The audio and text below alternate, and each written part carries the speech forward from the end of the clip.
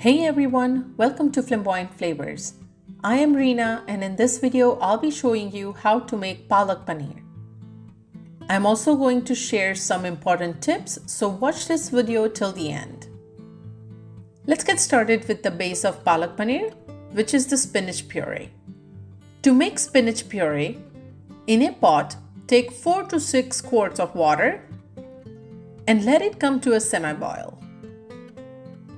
I have about 200 grams of baby spinach. You can use regular spinach. I am going to take just about a handful of spinach. Arrange these handful of baby spinach leaves like this, and I'm going to finely chop the spinach, which I'm going to use it in making spicy gravy for palak paneer.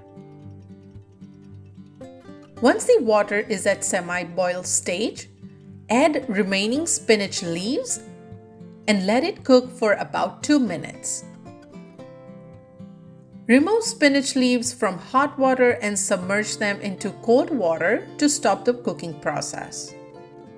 This blanching process is really important, and the reason is to retain the color of spinach. Once the spinach leaves cooled off completely, drain out water and with the use of blender, grind it into a fine paste. Add little water if needed to help it grind into fine puree. Hey, if you're new to my channel, welcome. Please subscribe so you don't miss out new recipe videos I post. Spinach puree is ready. Now let's dive into the second step of this dish, which is making a spicy gravy. To make this spicy gravy, I have half cup of finely chopped red onion, 2 finely chopped roma tomatoes, 1 teaspoon of minced garlic, half teaspoon of green chilies, quarter teaspoon of turmeric, 1 teaspoon of red chili powder, 2 teaspoons of coriander powder, 1 teaspoon of whole cumin, 3 cloves, 3 peppercorn, couple pinches of asafoetida, 1 bay leaf, 1.5 teaspoon of kasuri methi, and 1 teaspoon of salt, or you can adjust it as per your taste. In a pot, add 3 tablespoons of oil. Let the oil heat up on a medium flame. You can also use ghee instead of oil.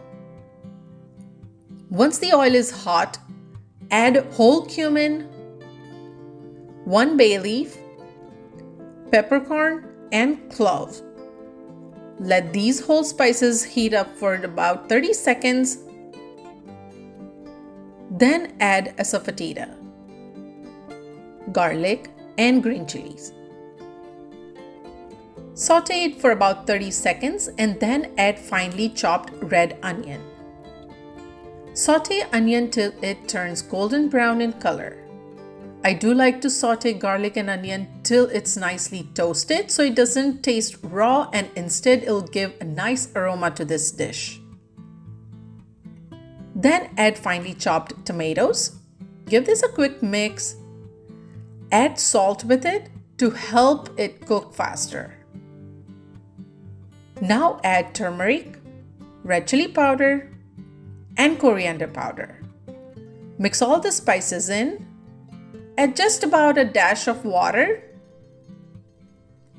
Now cook tomatoes till it becomes mushy. Once tomatoes has become mushy, add kasuri methi.